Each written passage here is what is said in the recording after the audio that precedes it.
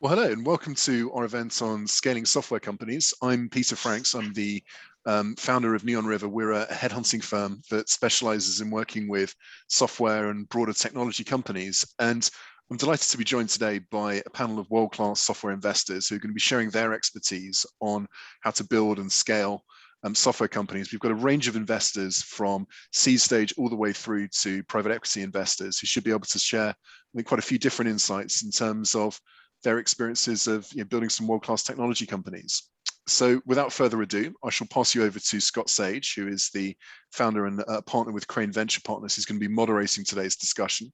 And please send in any questions you've got through the Q&A functionality in Zoom. We'd love to answer your questions. And without further ado, I shall pass over to Scott. Thank you, Peter. And just confirming, can you guys hear me okay? Okay, great. Welcome everyone, and thank you, Peter and everyone at Neon River for hosting us today. We're looking forward to it because we never really get time to talk publicly about the boring enterprise software companies that most of us spend a good chunk of our time investing into.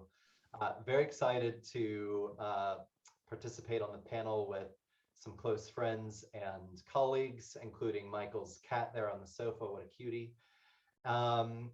As Peter said, I'm Scott. I'm one of the founders of Crane Venture Partners. We're a seed stage firm that invests purely into enterprise software. We invest only in Europe, and we're currently investing out of our second fund. We're going to introduce the panelists, and then this is a very unique event because it's pretty rare that you get individuals who are spanning the entire spectrum of seed to growth stage in software. So lots of perspectives to share this afternoon on what's happening in the markets, and we hope to cover quite a bit of ground. So Evgenia, as the most jet lagged, why don't we kick off with you? Can you please introduce yourself, and then Michael and John, please. Absolutely, thanks for having me. So Evgenia, I'm one of the partners at Dawn. Dawn is a B2B only fund. So we focus on B2B software, mostly in enterprise and fintech. We invest in early stage, and I know we'll talk about this in a bit, but I used to say we invest in Series A and Series B. I think those names are probably a little bit different these days. We're currently investing out of a fourth fund, which is $400 million. And we start investing at early all the way to the pre-IPO, and we're all based in London. Over to you, Michael. Thanks, guys. I'm Michael. I'm a partner with 8 Roads, global venture capital firm, teams in Europe, where I am, India, Japan, China, the US, about 100 of us worldwide, managing about 8 billion, working with about 250 portfolio companies, focusing on what we call scale-up stage investing within the VC context, meaning these are companies that have built a product and found product market fit and are now looking to scale. John, over to you. Hi, everybody. I'm John Rosenberg. I'm one of the founding partners of a new growth equity firm called Farview Equity Partners. We founded the firm a little over 2 years ago. And we invest in growth stage enterprise technology companies with a primary focus on software, although we also do technology-enabled business and information services and fintech. We won't invest in a company that's less than 10 or so million of revenue, specialize in businesses that scale up to about 40 or 50. And most of our companies have aspirations of getting to about 100. We like growth businesses, highly capital efficient businesses. And we really like to support them through what we describe as their teenage years. They're well beyond product market fit. They've got good capital efficient business models, but they're really looking to scale. And my team and I set up Farview to support them on the journey to do exactly that. How refreshing to hear that, John. Sounds like actual grown-up companies. Unlike, I saw someone tweeting the other day, which was very brave. The number of companies that are at low or pre-revenue to low single-digit millions of ARR raising at billion plus valuations. A lot of those are in the data stack. Maybe we can cover some of that as a topic later on. All right, thanks everyone. Let's dive straight in. Evgenia, you're kind of at the bottom of the stack, if you will, with me, where we hang out in the trenches, getting muddy. It's slippery. This is kind of where valuations have obviously started rising to begin with, which has impacted everyone else downstream. But what noticeable changes or observations have you made since the beginning of this year? I think it was probably sometime around Q1 where we went from somewhat of an inflationary environment into one that is kind of similar to where it is today, hyper competitive, rounds being done at very high valuations, multiple term sheets coming in. How are you guys kind of navigating the market, and how are you staying sane and getting 8 hours of sleep every night? I'd skip the 8 hours part, particularly if you're jet lagged. No, I think you quite right, Scott, and I think I would argue most people here are noticing similar changes, except perhaps with Michael and John, there's more optionalities in which kind of companies they choose to play with. But I'll let them kind of cover that. I think at the Series A and Series B stages today, it's a very different market. There's always been, every year I think you'd wake up and say, oh, valuations are higher, arguably possibly since like 1975 before I started with the venture. But I think there's been not just a step change, but a market acceleration, as you said, in the 6 months, whether it's with the size of the rounds and hence the valuation, but also the speed. And I think that's sort of fairly new. I think what we're noticing is between you, Scott, when you typically come in at sort of a seed or a seed plus stage, and ourselves at the Series A, the time has contracted to no longer sort of 12 to 18 months, but perhaps 3 months, if not sometimes sooner, which certainly puts us in a very different spot, where at many times I find myself assessing what's effectively on paper called a Series A opportunity, but where the business has seen very little evolution between your funding and mine. While the valuation has obviously increased. I think the way that we're trying to kind of cope with that and hopefully thrive in this market is, if anything, just kind of double down on what we know best and focus even further. I think it helps. I was to joke about it, is that we have a personality, i.e. we only do one thing and do it really well, I hope, which is B2B SaaS. And so there's a significant amount of pattern recognition, regardless of the stage of the business, particularly in sub areas that we know well, right, like data or infrastructure or security. I think that certainly does help, but I think we're learning to pick up on earlier signals than we used to before. And look, my argument is, perhaps controversially, is that that's what you will need to do if you are not a mega platform, is to kind of double down, focus, and become specialist. That's exactly what we've done. So hopefully we're not both wrong on that one. Michael, Evgenia mentioned something that is probably maybe one of the core themes of the current market, which is speed.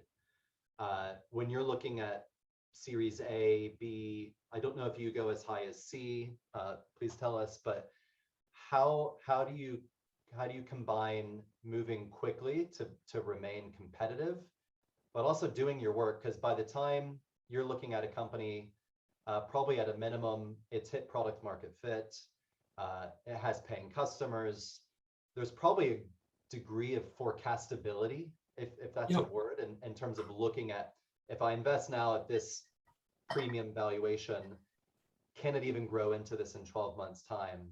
So how are you at 8 Roads assessing these opportunities when you're having to do it in a very short time frame? And what is it that you're looking at to get comfortable with some of the prices that you're having to pay now? Yeah, good question. So, I mean, I think I agree with everything Evgenia just said, right? So the markets are moving much quicker. And so really the only two ways to address it is either to cut down on the work and cut corners, or do the work ahead of time, right? And clearly, I think the whole market is moving to the latter, where you're trying to build relationships early. You're trying to do work beforehand, and you're also increasingly trying to catalyze transactions as opposed to wait for the start signal, because that creates an advantage, right? So I think what we do is we spend a lot of time going into individual deep dives, or if we meet a company we really like, trying to get to know them, learn about them, and then try to get a bit of an advantage by initiating conversations with them, right? And that also then allows us to do our work to the standards that our investors expect from us. But the reality of it is, and you have to be pragmatic.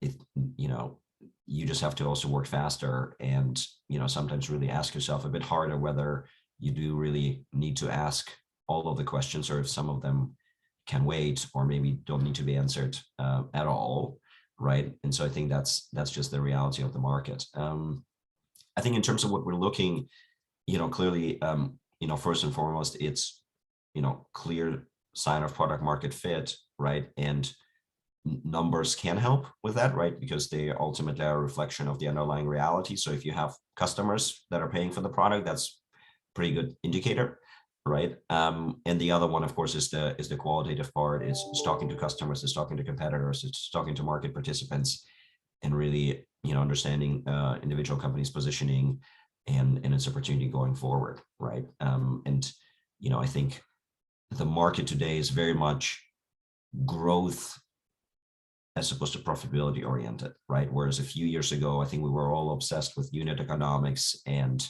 everyone was trying to sort of figure out the right LTV to CAC, et cetera. Today, I think a lot attention is paid to momentum and the ultimate opportunity. And then, net revenue retention is the other metric that has sort of gone to the top of the rankings, just because there is an increasing realization that investing into a dollar that will be worth $1.2 tomorrow allows you to pay more than for a dollar that will be worth 80 cents tomorrow. And so that helps justify some of the valuations, because you essentially, if you're investing in a growing annuity, by definition, that allows you to pay up a little bit as opposed to into a churning asset. If you're looking for a customer success manager, then look no further than Peter Franks, because they can hook you up with that. That's oh, there you go. I didn't realize Peter was on this conference. It's a good reminder. Thanks, Scott. The check's in the post. I appreciate it. You're welcome.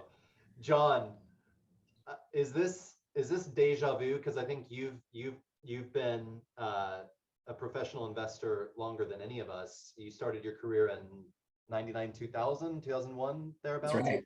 Yeah. What are you seeing in terms of, you're talking about grown-up businesses with real metrics, real product market fit. I guess two questions. One, how does this market compare with 2000? Because this is something we're talking about almost every week now in terms of being prepared in case there is ever a down cycle. Maybe it's going to be another couple of years from now. And secondly, what have you guys launched 2 years ago? Is that about right? Yeah. How has your strategy changed, if any, since then, given how much the markets have changed? Yeah.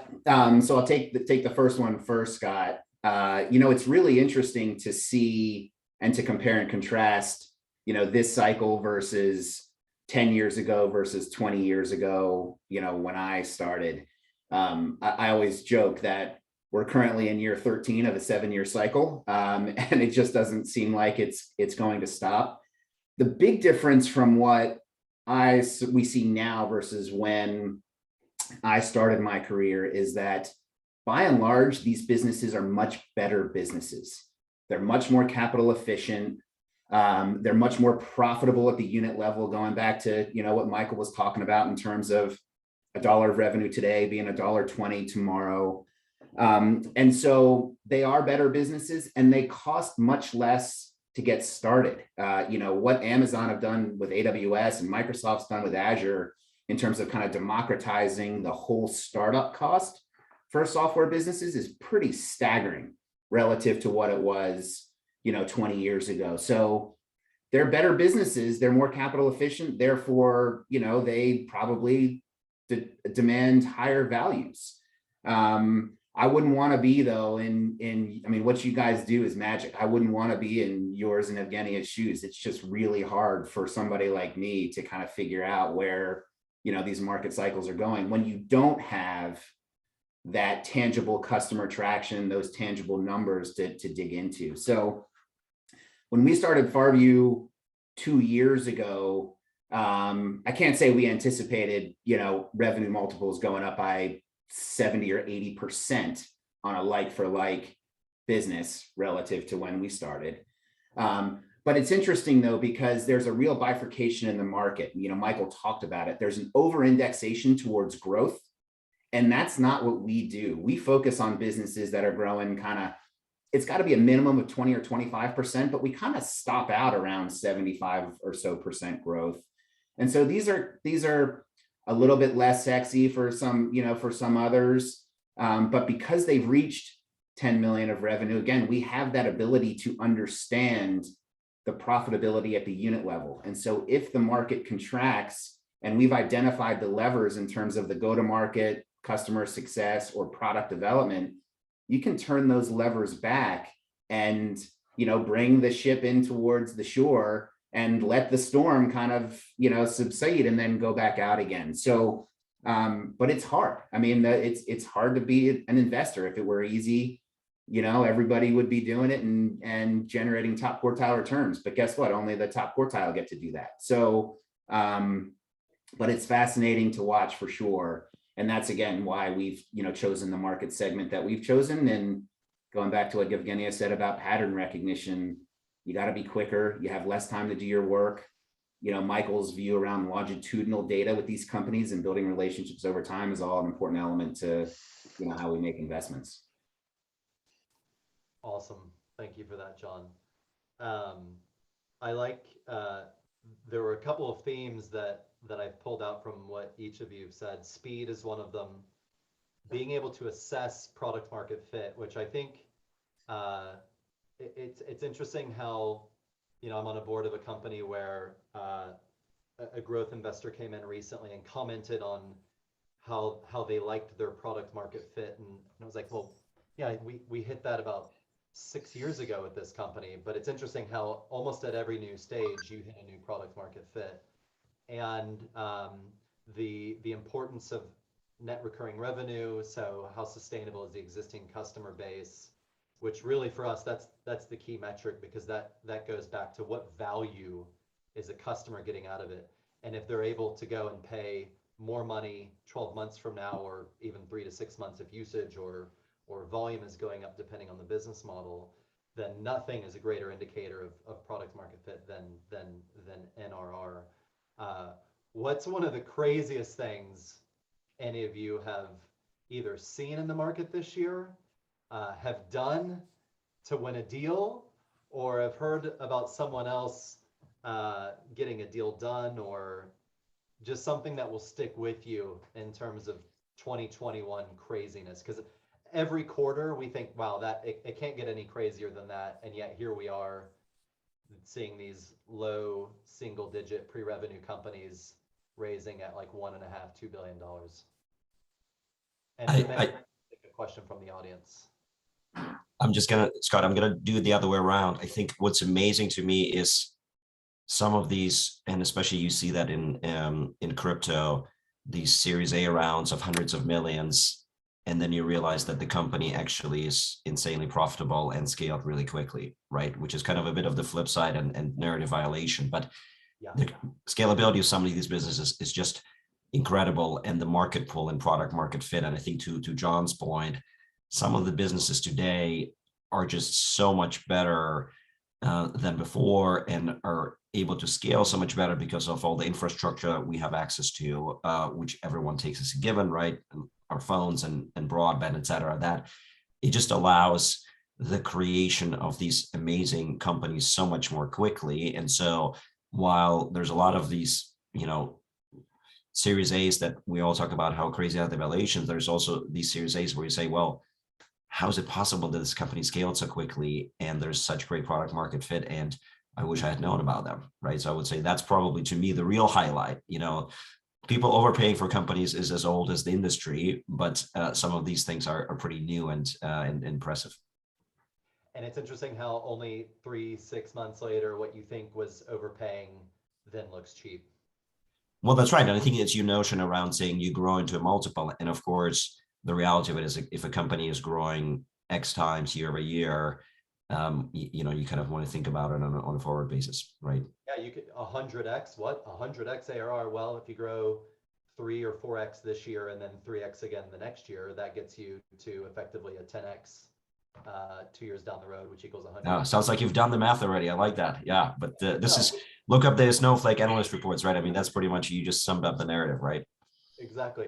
Peter, I think we had a question. Do you want to? Yeah, we did indeed. Yeah, from Sam Harmon. He says, how sustainable are the high valuations we're seeing at early stage? What would be the trigger for them to fall back down? Is the consensus that companies are overvalued, or is this actually a rational reflection of the risk/reward profile for bigger investors moving into early stage? Who wants to take that one? Anyone? Beulah? I mean, I'm happy to maybe start commenting. Is I think there's a little bit of both in the current market, which is both cyclical and secular, and I think it's kind of coming across in some of the comments that were made. You know, are we probably at some top of a cycle? I mean, sure, like probably, right? That is it going to be a form of correction? Absolutely. I think none of us have a magic ball to tell exactly when or how much that would be. And it's just a function of the way how the public markets have always functioned, and that's tied to macroeconomics as well as supply and demand. But yes, I think I also agree with both John and Michael that there is a secular trend as well. Is that a lot of the businesses in the 2000s were the .com businesses, which perhaps didn't have the real revenue or didn't have necessarily the real technology that we're seeing today. And I'm biased, but I think SaaS is a superior business model. And I think to your point, Scott, is that there has been a lot of success in the SaaS companies where the growth is maybe I'd argue there's no longer the triple, double mantra in a way, and that people are paying for companies that have gone, 1 to 5 or 1 to 10 in a year, even outside of the crypto space. We have certainly been seeing some of those in our portfolio and been incredibly lucky to work with them. So I think it's to answer that question, unfortunately, it's not a straightforward answer. I think it's kind of a little bit of both. Yeah, I mean, to add on to that, the bear case would say we've never seen multiples this high, and we've seen them contract on multiple occasions over the last 30 years, whether that, as I joked before, is a 7-year cycle or a 15-year cycle. It does happen. The bull case, though, is if you look at what's transpired in the last 24 months, and in particular, look at this year, Gartner they raised their global software spending by 20% relative to the beginning of the year. Globally, software increasing by 20% across the entire software market.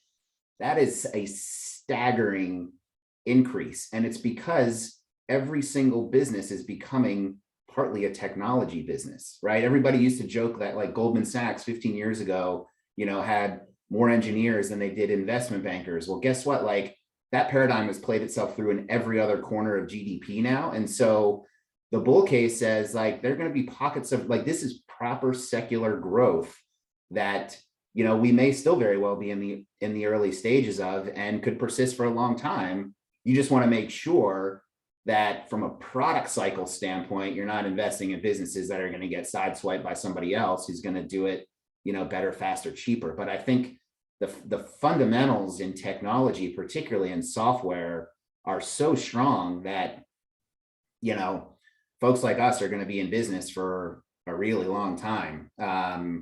And again, you got to pick the right ones. You got to have the right risk-adjusted return profile, all that good stuff. But it sure feels like there are a lot of market tailwinds that, are still going to be very prevalent for a very, very long time. I think we have another question from the audience. So Gary Smith asks, what is the average valuation multiple for software as a service companies at the moment? Well, if you distinguish between public and private, I mean, on the public side, it's very well quantified. It's, I think the trailing 1-year average, and this is looking at this is another interesting facet of the public markets. The public markets have moved more towards looking at the next 12 months revenue multiple, and in the public markets, I think it's hovering right now. The median is about 16x.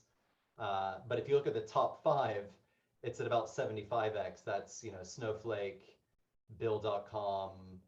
I don't know if Git Lab is in that top 5 right now, but if you look at some of the more recent IPOs, these cloud native, volume-based, transaction-based models as well, they've never been more highly valued, and that's, I think, what's driving some of the frenzy in the private markets. You have a lot of the crossover funds coming in, paying 100x last 12 months or 100x ARR, which is not unheard of. That started, I don't know, guys, what, circa a year ago, 18 months ago.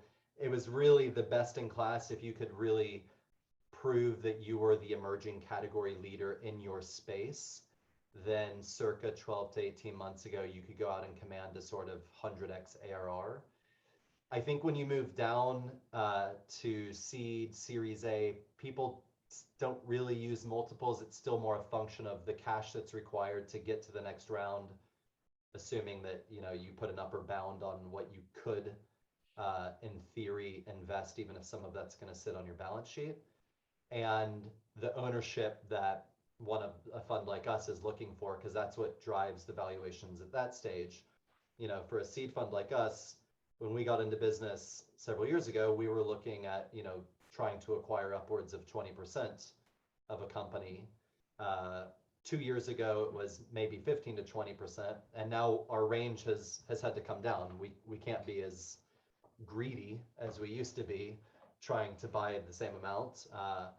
Or if we're still trying to acquire that same amount, we've had to raise bigger funds and are writing bigger tickets, but we still have the same loss ratios. So, I mean, at the earliest stage, we definitely don't use a multiple at the seed stage, and it's pretty rare, I'd say, at Series A. It might be a discussion as a data point when an investor is looking at a company, but it won't determine the valuation of the company. That's more determined by competition, size of round, and a few other factors. And in the growth market, Scott, you can pretty well bucket multiples by a combination of growth rate, gross and net revenue retention, and gross margin. And it actually, once you start to, and really growth rate is by far the most important, although the others are critical too. And if you look at the buckets of 15 to 25, 30 to 50, I intentionally kept a gap there. And then the kind of 75 plus, you can see very clearly that there's, a sort of a step up in the range of AR multiples. And then you adjust that up or down, like I said, based upon gross and net retention, and the underlying gross margins of those businesses. And it's actually, I mean, yes, they've shifted up, certainly over the last 5 to 8 years, but by and large, they're still fairly well range bound within those growth rates. I've got a question, if I may. This is kind of along the theme that Michael brought up a few minutes ago around just seeing a company raise a Series A at a very high valuation, but then kind of the idea of maybe that was undervalued in hindsight. Are any of you seeing much lower failure rates? And actually, let's not make it a negative. Are you seeing a higher than average graduation rate from whatever series your fund is coming in on average to the next round, and that impacting how much you're reserving for follow-on? How's that dynamic playing out within your firms right now? Yes. So I think it's, we think less about graduation rates just because of the stage where we invest. Typically, the companies we back then go on to raise another round or reach profitability, whatever is the next step. But it's I think the more relevant metric for us is the amount of follow-on capital. I think that's where the market has changed just dramatically, right? And I think what we have seen is that we still see the same rule of thumb that you're looking for about 15 to 20% of dilution per round, but the round sizes have increased tremendously, right? We're talking doubling, tripling, right? And so as a result, we, if we want to invest our pro rata, meaning maintain our ownership in the company in the next round, all of a sudden we have to reserve 2 to 3 times as much for an individual company, which then leads to larger fund sizes, which leads to all the opportunity funds and sidecars that you see emerging for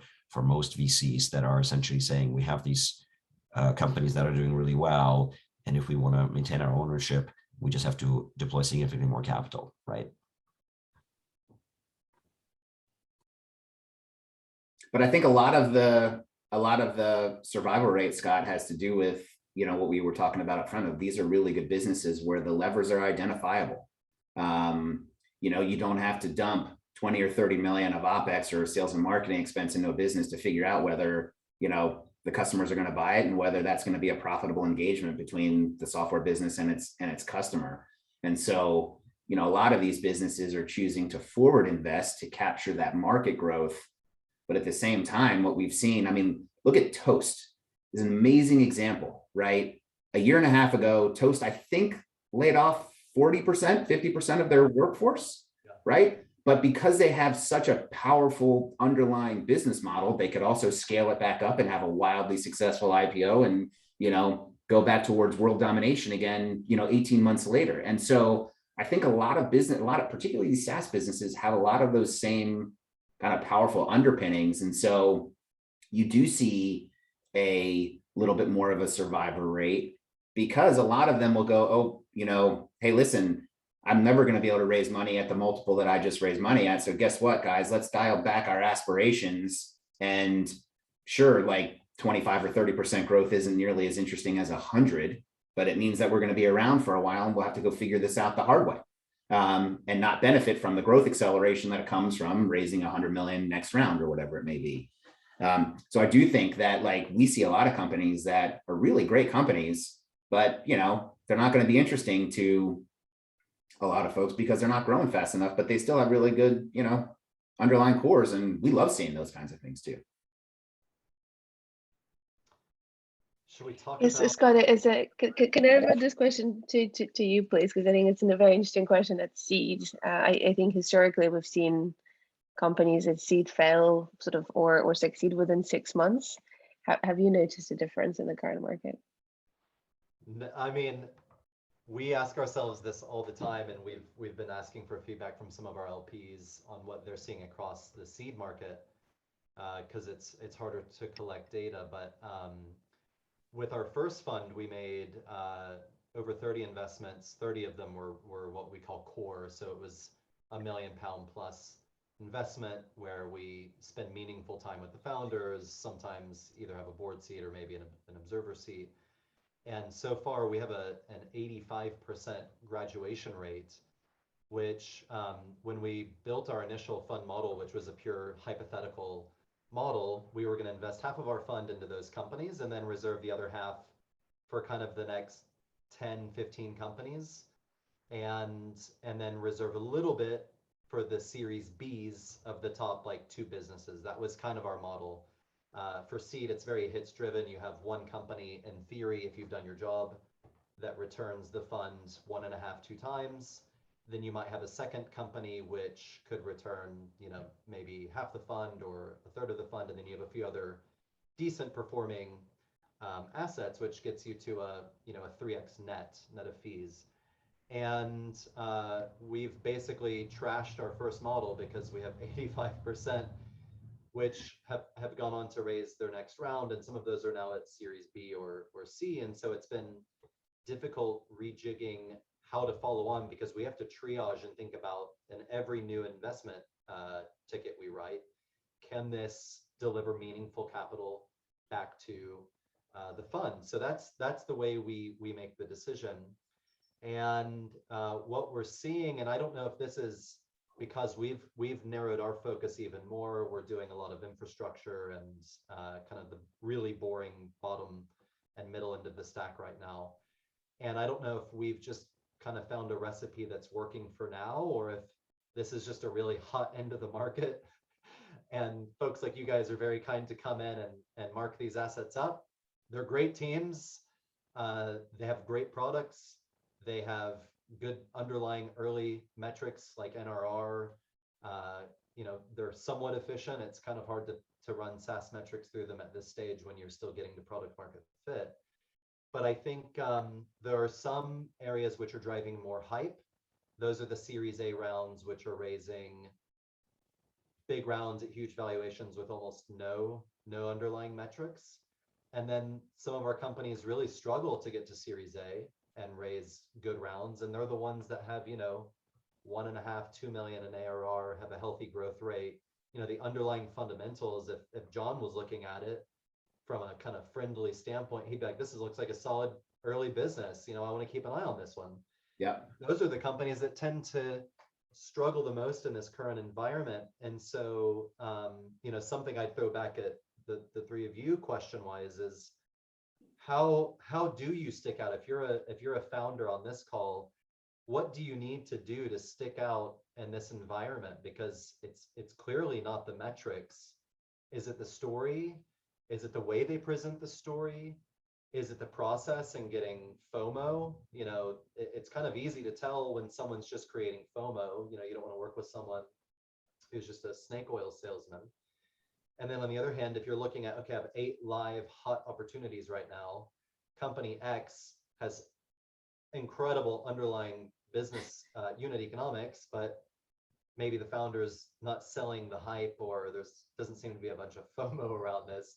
How, you know, what advice do you have for founders today to navigate this fundraising environment and go out and optimize for the business and, you know, get the best possible deal?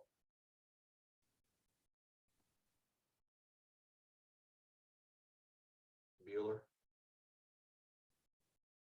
I mean, Michael, what you guys, we've seen you in the market here. You've been very kind to come in and lead some of the rounds of our companies. The ones you guys have invested in, they're, you know, incredible businesses. They're those that they kind of have it all. They're good metrics, good founding teams, there's good stories. But you probably look at, I don't know, what you guys see 1,000 deals a year and do X of them.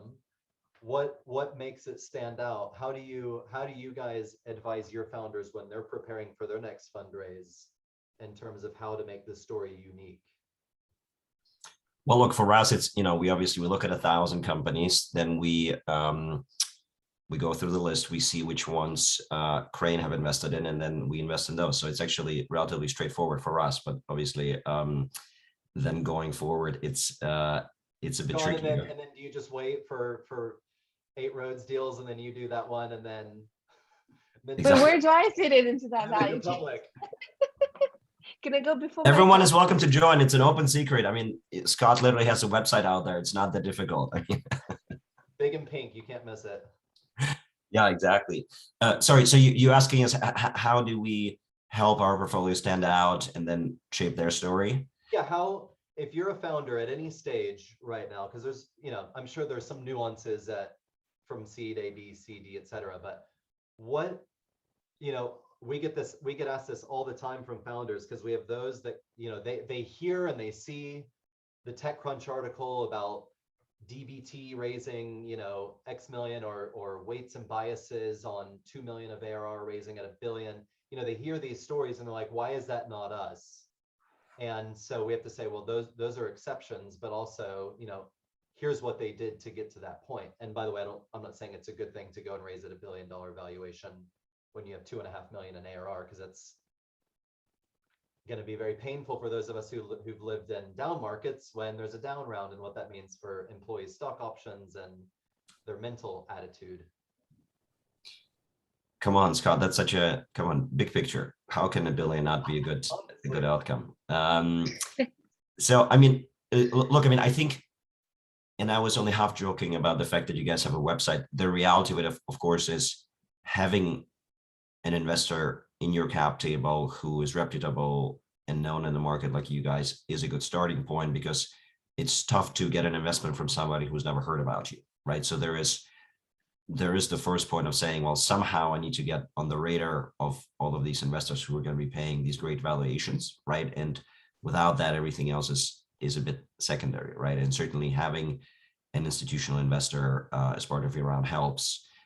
You can ask advisors, you can try reaching out yourself, which is obviously a little bit trickier, but I think that's where it starts. And then it's about, ultimately at the stages where we invest, and maybe John is a little bit less impacted by that, but I assume it's still a large portion of it is the narrative matters a lot, right? So none of us invest purely in numbers alone, but all of us are investing in the vision and the founding team, right? And so having that be a strong narrative and cohesive makes a big difference, right? And then of course, if you have a good narrative, you have to have the underlying benchmarks, data, supporting facts for the narrative, right? But it's, one after the other. And so ultimately, everything needs to be right. But of course, we all are taking a risk by definition. Otherwise, we would not be early stage investors. So in the end, it's about having a compelling vision about what will happen a few years from now, and then helping investors connect the dots. Because typically, regardless of the stage, the investor invests here and they hope that the company is going to go over here, right? And the question is, how do you make it easiest to draw this dotted line that it doesn't look like a crazy curve, but it actually makes sense, right? And that's about saying, is the market there that will allow for this trajectory? Is the team there that will help with the execution? And is the product there on a very fundamental level, right? Which everyone knows. And I think that is true across the board and stages. It's just that, what it means to have a good product or traction changes a little bit, right? That went around pretty good. Or Evgenia, you started to answer that? I think you had an audio. Yeah, I did. No, I think, look, wholeheartedly agree with Michael. And then perhaps to sort of add to what you were saying earlier, is that part of it is about communicating all of that, and part of it is storytelling. So I would agree that there are sort of the facts, but the reality of it for the founders, right? If I think about it, ultimately, it's a great time because there's a lot of capital in the market. Everyone is fundraising. All the VCs are sort of chasing the interesting startups. So that's great. But the flip side of this is that there's a lot of volume in the VC game more than ever before. So to stand out, it's not just what the facts are, but how you present them. And sort of I think the art of storytelling is also becoming very important for the founders. Yeah, and even at our level, the narrative is always really important, right? And what's different perhaps is the validation points along the way. By the time the company gets to 10, 15, 20 million of revenue, in addition to having the founders being validated by, Scott and Evgenia buying into the story, and Michael getting them past their first couple million of revenue, like there's a lot of proof points along the way, but the narrative is still really important because we're trying to make a 3x return on our investments, albeit with a very different loss rate, Scott, than what you have. So we're hoping all of our deals make a 3x and we don't lose money on any of them. That's our hope.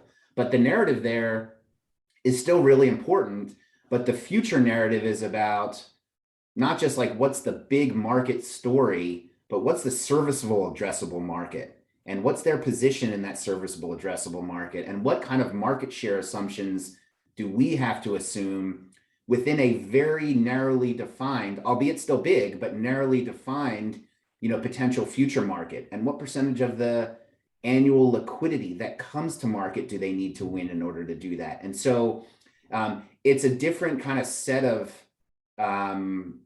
proof points perhaps, but it's still a narrative, right? And as you've gone from when you guys invest kind of through Don and 8 Roads and getting to our level, as I said, the story points may change a little bit, but the narrative is still very much important, you know, as you think about, okay, how does this business that's 20 million of revenue, that's competing with AWS or Snowflake or Microsoft, you know, or Salesforce, going to get to 100, right? And what does that look like? And so, you know, again, it's not easy, but we're lucky because generally speaking, you know, these customers, these software businesses will have well north of 100 customers if they've got, you know, 100 of ARR, you know, upwards of thousands of customers, right? If the ACV is even smaller than that. So the proof points and the velocity of that, you know, acquisition, you know, we have the opportunity to really vet. Okay, so founders, you've heard it from all four of us. The narrative is maybe the most crucial piece of your fundraise. You clearly need to be prepared. You need to know what the ask is. So Gary has asked here, if you're pre-revenue, how do you value the business? Is it just deal tension? Is it how much you need to grow? Start with, here's the advice we give our founders, and this could be the same up to John preparing his company for a next funding round.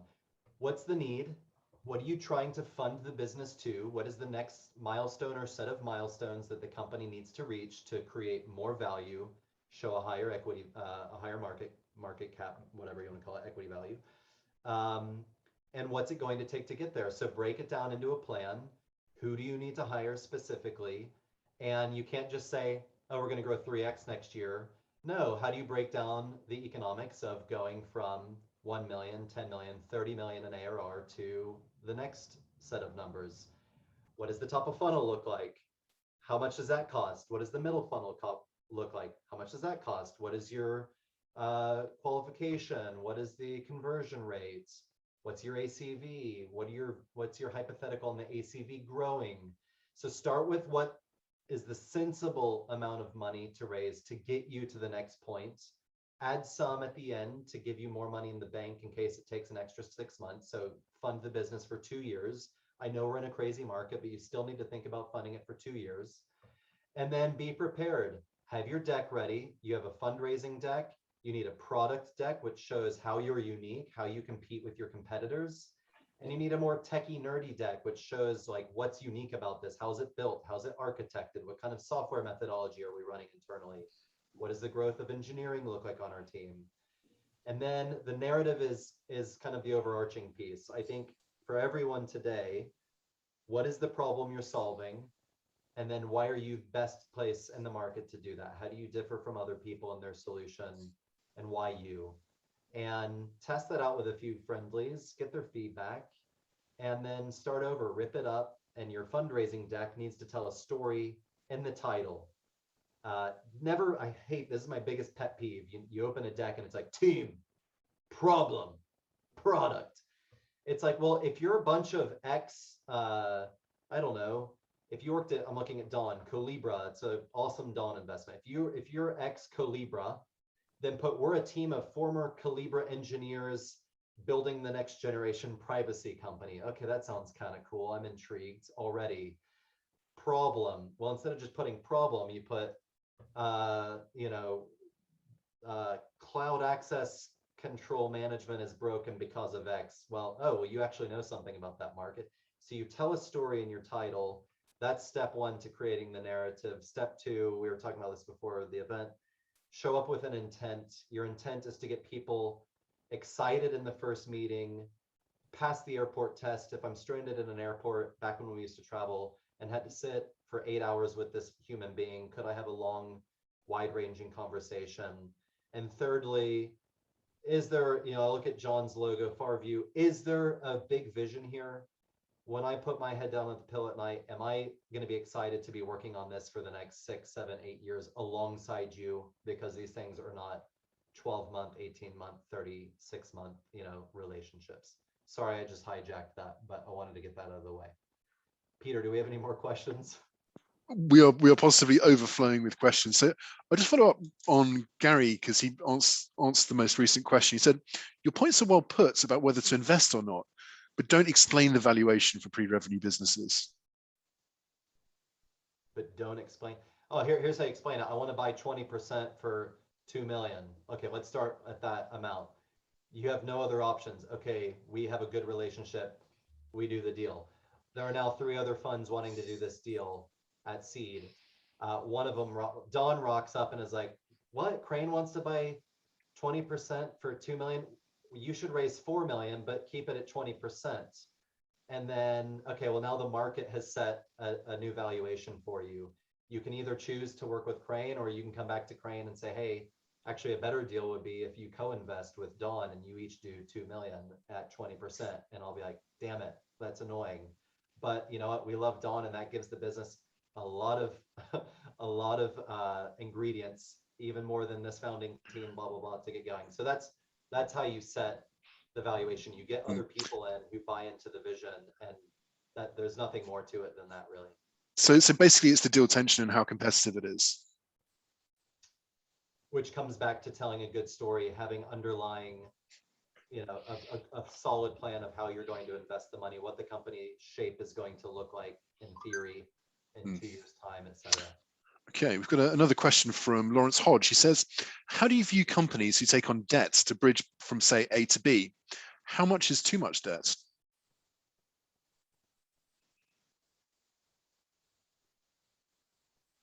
When you want to take that one?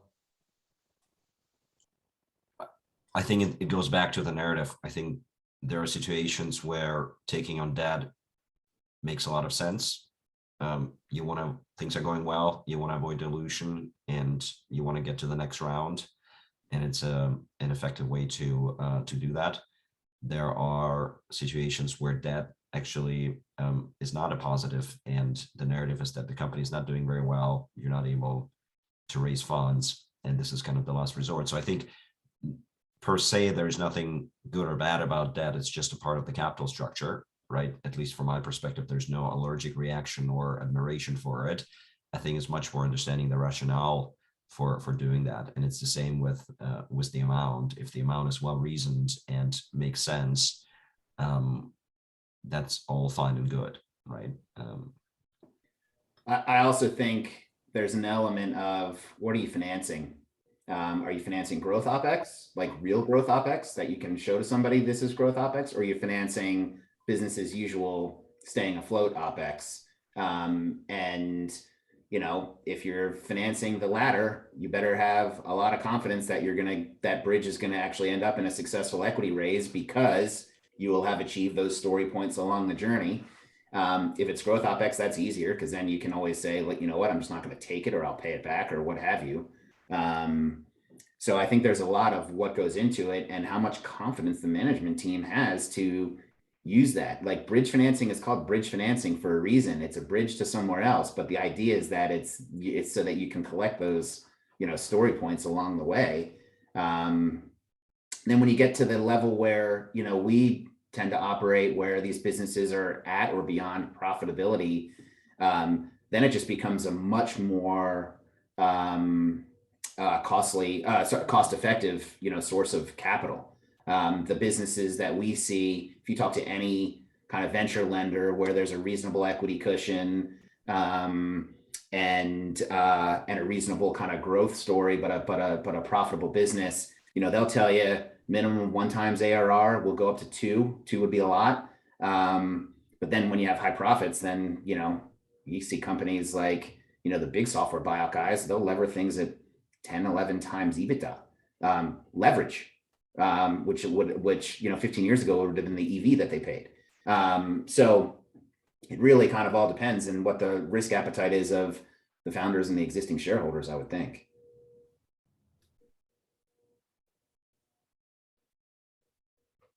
Are there any other, Peter? I'm not seeing the questions. Are there? I think we have exhausted the questions for now. On the panel have any questions? I have a comment. Go for it. It's actually for John. I think people unfairly criticize growth stage investing, and I have probably more respect at that level, because in my personal opinion now, 12 years into my investing career, I believe that the beta of an individual investment that you're making is just as high as an investment that I'm making. because I think until a company is genuinely at about, let's call it $200 million of revenue, and still at that point, anything can happen. But until a company is at 200 and still growing nicely, 30, 40% a year, anyone can come in and kill them, steal their market share overnight. I've seen this before. Execution, operational mishaps can happen internally, but I'm more afraid of when management teams take their eye off the ball. And this is a historical comment about European growth. Companies would get about to 30 million in ARR and then just kind of plateau.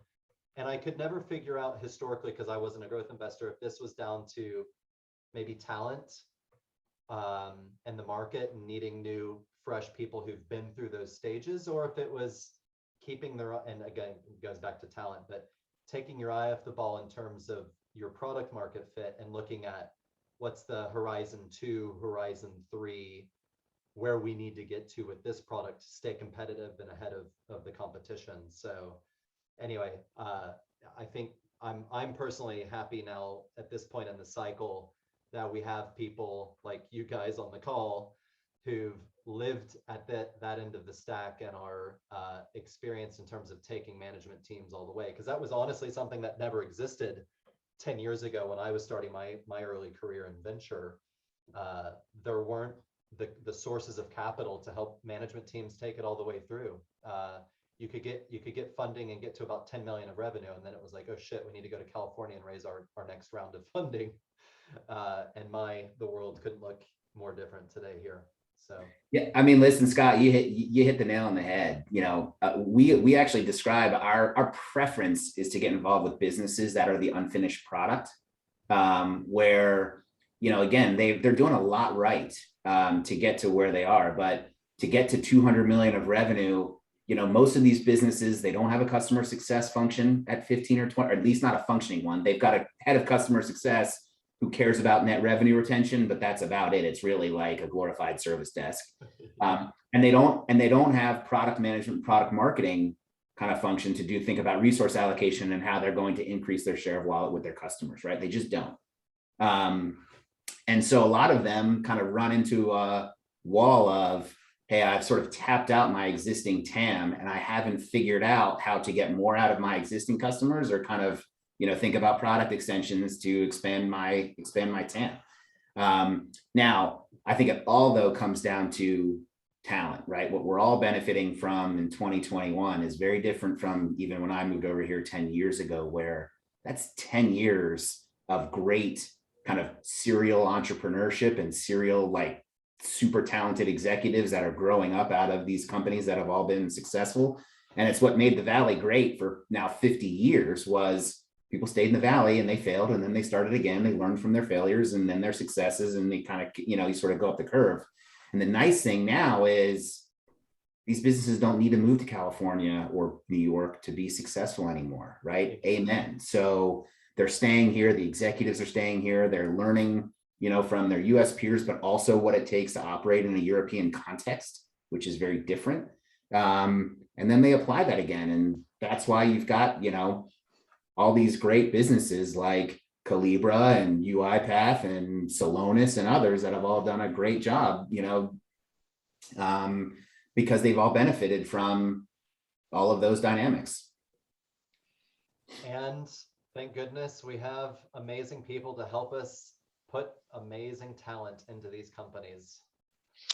Indeed, and after that brilliant segue from Scott, thank you very much. Unfortunately, we're out of time. I want to say firstly, thank you to our panel for their time and for what's been a really interesting discussion. And secondly, thank you for our audience for coming along and asking some great questions. I'll be uploading a recording of the event onto YouTube for anyone who missed it or anyone who wants to rewatch it in all its glory. And yeah, we'll be obviously arranging some further events probably early next year, and it'd be great to have you along for the next ones. And so thank you to everyone, and yeah, let's keep in touch. Thanks, everybody. Thank Thank you. you. Cheers. Thanks, guys.